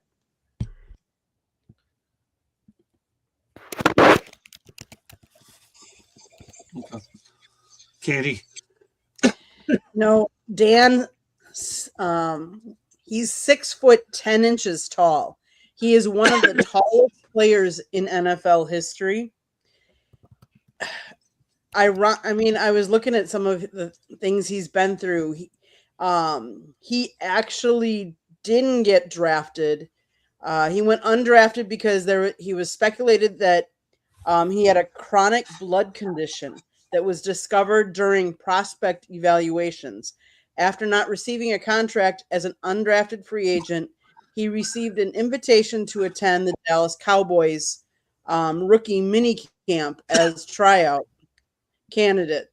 So he went to the Cowboys throughout training camp. He competed. He went to the Lions the first time. Then he went to the Broncos, the Patriots, the Texans, back to the Lions for a second stint, the Raiders, the Lions a third stint, Indianapolis Colts, and then Lions a fourth stint back on 2023. So it makes sense that after he's gone and come back and gone and come back and gone and come back, that he's going to stay now with the Lions and get hired as a coach. Kudos to him. Kudos to him for going out on his terms and getting hired as a coach if that's what he wants to do. So, as much as I would like to say good luck to, I'll say this: good luck to him. I just don't want them to have good luck against my Packers when they play him. That's all I'm going to say. Oh, that's fair. You've been saying that for years, anyways. There's only one word that describes what he's doing: called culture. The Lions like to keep a lot of their better players is what they like to do, especially somebody like him. He's in the building, and that's the one thing that you can say about football: in the building. Dan Skipper in the building, culture. All right, Tony. Yeah, I'm with you, Scott. Culture, like you said, Rick. You need some toughness that might have been missing. I think they might need to try and find it on the defensive side more so, but you kind of get it wherever you can if you're building, like you said, Scott, the culture of the team. Because, yeah, Ben Johnson left. Right. That was, that's tough, but they still were 5th in scoring, right? They still scored 28 points a game. So it's not like they had a major drop-off. It might not have looked the same because Penei Sewell wasn't going out to catch screen passes or they weren't doing all the trickery that came with it. They were still an effective offense. They just didn't seem as tough as they seemed the year before, the 2 years before. So maybe and this is a guy who's been in multiple locker rooms, as Candy just stated. So he can deal with different people. He dealt with a lot of personalities being in all those different locker rooms. So he can manage the team. And he probably in one of those stints probably played with Dan Quinn or around Dan Quinn. So that relationship is going to be there, and he probably played with some of these players, so he can probably be a good cop sometimes. When Dan Quinn's coming down being the bad cop, he could be the good cop to come talk to him. So it's a good pickup for Detroit. Okay, Marvin, you have the final words, and after that, we'll give everybody their parting shots and let everybody know they get a hold of them. Go ahead. Yeah, Marvin. yeah. Listen, they must have a lot of respect for him. To go from player to coach in the same team says a lot about his ability to be a professional, because when you're in the locker room and you're a player, you're a player. And when you're a coach, you're a coach. You know what I'm saying? There's a line in between there. So for him to be able to go from one to the other says a lot about his professionalism, how they view him. I think it's a culture thing. I think this guy understands culture. I think the coach recognizes that. So you want to keep that in the building. That matters. Have the guys who see it the right way, think the right way, speak the right way. That matters. So, yeah, congratulations to him. I think it's a phenomenal opportunity. You've seen this before, but you really don't see it enough, because I think there are a lot of guys in his position who probably have the ability to coach and contribute after they play, especially with the same organization that they just played with. So, yeah, kudos to him. Good luck. Great stuff. Okay, time for our parting shots. Rick, what's on your mind? What do you want to get off your chest? Y'all don't have a lot to get off my chest right now, but I'm very, very excited about the upcoming NFL offseason. I cannot wait for the craziness to get started. There are so many quarterbacks out there, and there's so many quarterback-needy teams. I just wrote an article about this. I'm just so excited about what's going to happen and what's going to take place. We're talking about like multiple players that people know, Kyler Murray, Tua, right? Like these people may be on the move. There may be even people coming back from the dead. I'm not dead, but coming back in Derek Carr, right?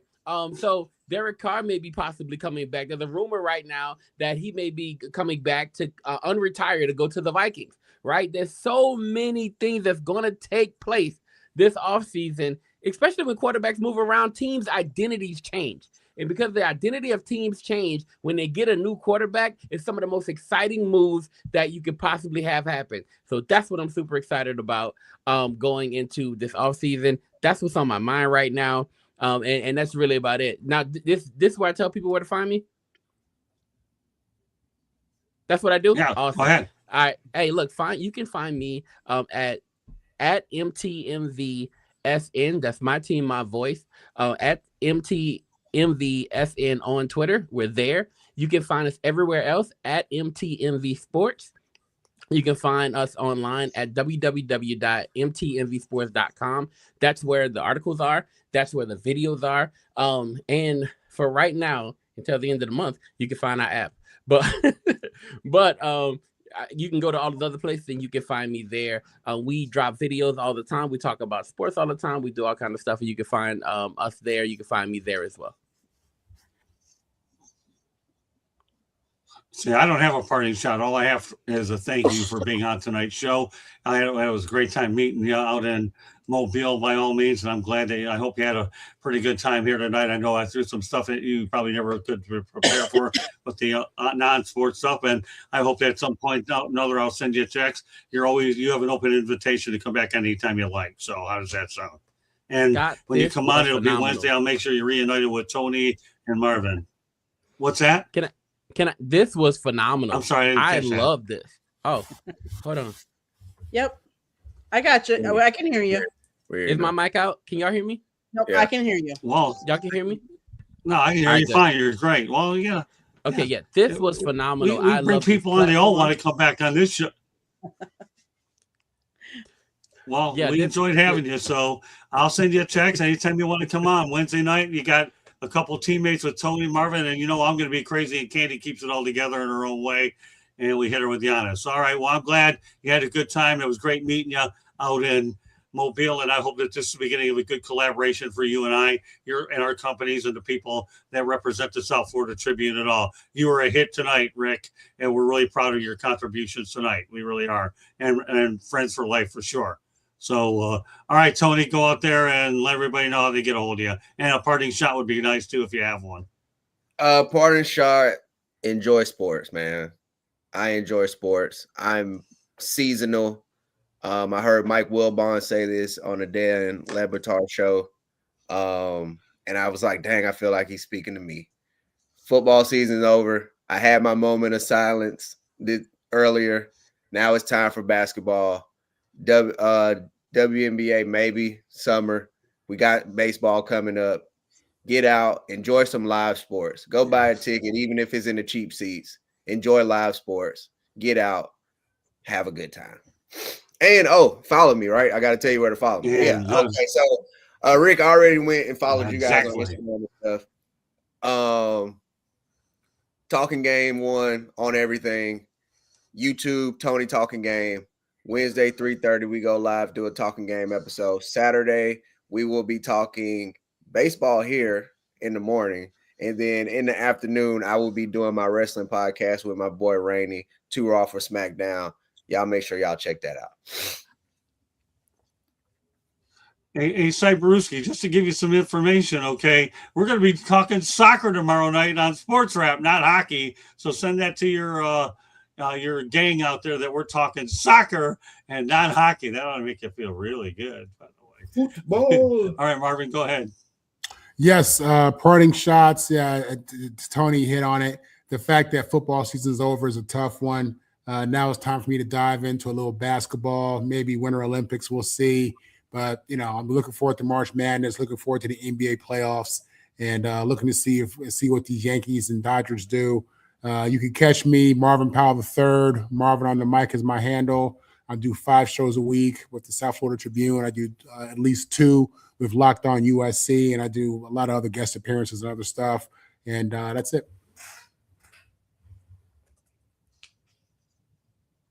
All right. Well, no, the hockey show isn't canceled, but what we're doing, Cyberuski, is providing some new dimensions to it, since the bulk of our audience, unfortunately, doesn't exist a whole lot much more. We'll bring in hockey topics once in a while, but, with all due respect, I have a good guest lined up tomorrow, so hope you can join us for Sports Wrap. So meanwhile, Candy, take us the rest of the way. So my parting shot is, and I understand. After you get that done. Well, my parting shot here is California, shame on you. Because Sam Darnold won the Super Bowl, right? He got a $178,000 bonus for winning the Super Bowl. But you know what he owes in taxes? $249,000 to California because they take not just the winnings there, but part of his salary. So he actually is going to pay more for winning the Super Bowl. How sad is that? And yes, I know he can afford it, but still, come on. He just won the Super Bowl. Biggest game of his life. Biggest game there is out there. And he's got to pay instead of getting his earnings. Really? Seriously, California? Shame on you. Shame on Cali. Okay, the sorry. only USC quarterback to do that. Come on now. That's right. That's right. Yeah. Exactly. Right on. I tell you, Rick, You learn. if you're ever up early if you're ever up early on a Saturday morning and you want to, I know you subscribe to our channel, you should watch our show at 7:30, 8 o'clock in the morning with Marvin and Mel. These guys are a hit. And by the way, just so you know, Marvin, Steve Ballesteri is coming on this Saturday also. I know how much you like having Steve on. He'll be on this Saturday as well. I figured you'd like that. All right, Candy, take us the rest of the way. South Florida Tribune Publishing Company published a book, Lessons from the Microphone, Tuning into the Enduring Wisdom of Visionary Leaders. It is written by our host, Scott, the Motor City Madmouth Morganroth. Talks about his 40-plus years in the media business. It's available on Amazon, Barnes & Noble, Kindle, Google, and Apple Books. There's also an audio version if you want to listen to the version, that version. But I will tell you, then you will miss some of the great pictures because there's a picture of Scott with a Muhammad Ali in the book. There's Scott with Tommy Lasorda. There is Scott with Chuck Wepner, and so on and so on. So go get that book because I don't want to give up all the pictures out there. So go get that book. There's also a link on our website, www.southfloridatribune.com, where there is a plethora of great content. If you like football, Jeremy Ballrick has been writing draft previews on different draft prospects. So go check that out. If you like baseball, we get the Marlins. If you like, I don't know, any college thing, go check out our website, especially if you're a fan of any colleges in the state of Florida. We get a lot of content from them. So check that out. If you want to be a guest on one of these shows or have show ideas, topic ideas, you can always email us at southfloridatribune@gmail.com. If you like to listen to podcasts, our audio version's out there wherever you get your podcasts. If you do not see that red subscribe button in the lower right-hand corner, that means you have not yet subscribed to us. What are you waiting for? Just click it, like us, and share us. And then tell all your friends and family. And then turn on the notifications so you're notified every time we go live. That's it. Have a great day. Scott, back to you. So, Rick, are you surprised that Candy's got her own show? Because you catch that on Thursday night. Marvin's going to be on the Country Club tomorrow night. Marvin's going to have a heck of a time on the Country Club. It's so Candy-like, let me tell you. She's pretty good. A lot of people say that she's better than me. I'll accept that. She had to learn from somebody, so it's okay. Although she's prettier than I am. And pretty. So you should see the Country Club Thursday night. Candy's, and of course, we have our big hit show on as well. Of course, you know, Tony will be on this Saturday too on baseball, and Marvin gets a later show, and then Marvin gets the earlier one. So we're good there. So on behalf of Rick, thanks again for being on for the first time, and you have an open invitation to come on anytime you want. I'm glad you enjoyed yourself because I know this is a show you will never forget. I made sure of that. Okay, and Candy, we have Tony, there's Marvin, and me. Okay, I want to thank you very much for joining us on this edition of the Sports Exchange. We will catch you on the next episode next Wednesday night, same time, same station. Good night, everybody. Thanks for joining on us. Bye now. Peace in the eyes of Rick and the rest of us.